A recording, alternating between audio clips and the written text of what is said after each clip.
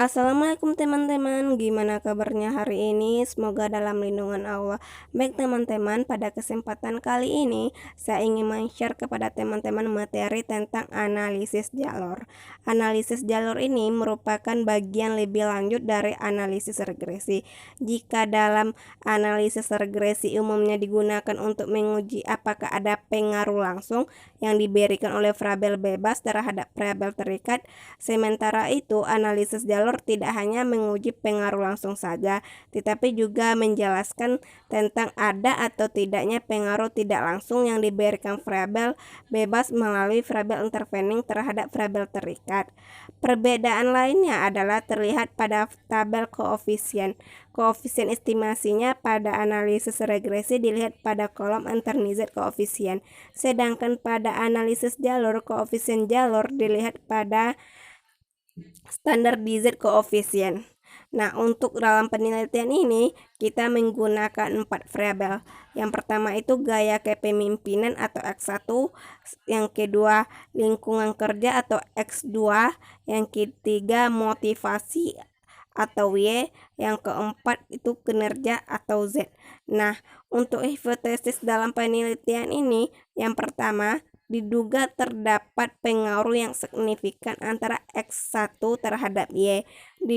Yang kedua diduga terdapat pengaruh yang signifikan antara X2 terhadap Y. Yang ketiga diduga terdapat pengaruh yang signifikan antara X1 terhadap Z. Yang keempat diduga terdapat pengaruh yang signifikan antara X2 terhadap Z. Yang kelima diduga terdapat pengaruh yang signifikan antara Y terhadap Z. Yang keenam diduga terdapat pengaruh yang signifikan antara X1 melalui Y terhadap Z. Yang ketujuh diduga terdapat pengaruh yang signifikan antara X2 melalui Y terhadap Z.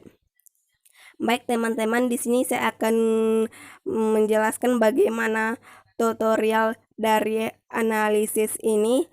Sebelum itu kita akan buka SPSS terlebih dahulu. Di sini saya menggunakan SPSS 18. Nah, untuk di kolom name kita bikin variabel seperti variabel X1, yang kedua X2, yang ketiga Y, yang keempat dan Z. Nah, untuk di kolom label kita bikin nama variabel seperti gaya kepemimpinan. Yang kedua, lingkungan kerja. Lalu yang ketiga kita bikin motivasi. Dan yang terakhir kita bikin kinerja. Nah, setelah itu kita klik data view yang ada di sebelah variabel view. Nah, untuk mengambil datanya kita ambil di Excel, kita blok datanya, lalu kita copy. Setelah itu kita kembali lagi ke SPSS, kita klik paste. Nah, lagi proses.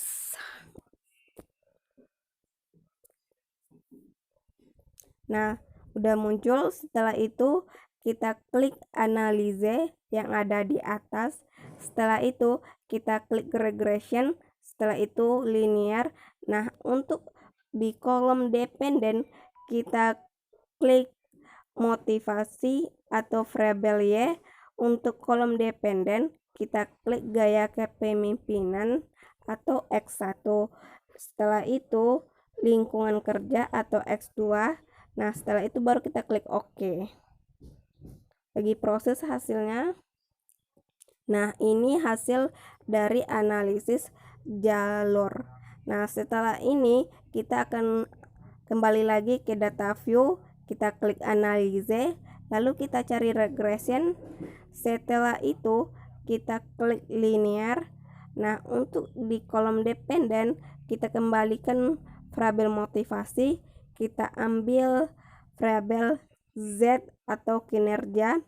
Untuk variabel dependen kita tambah dengan variabel motivasi atau variabel Y, lalu kita klik OK. Nah, ini adalah hasil dari hasil analisis jalur. Nah, bagi teman-teman yang ingin membagikan video ini kepada teman yang ingin mempelajarinya, silakan dan jangan lupa subscribe, komen, dan beri masukan agar saya semangat memberikan tutorial-tutorial lainnya. Baik, terima kasih.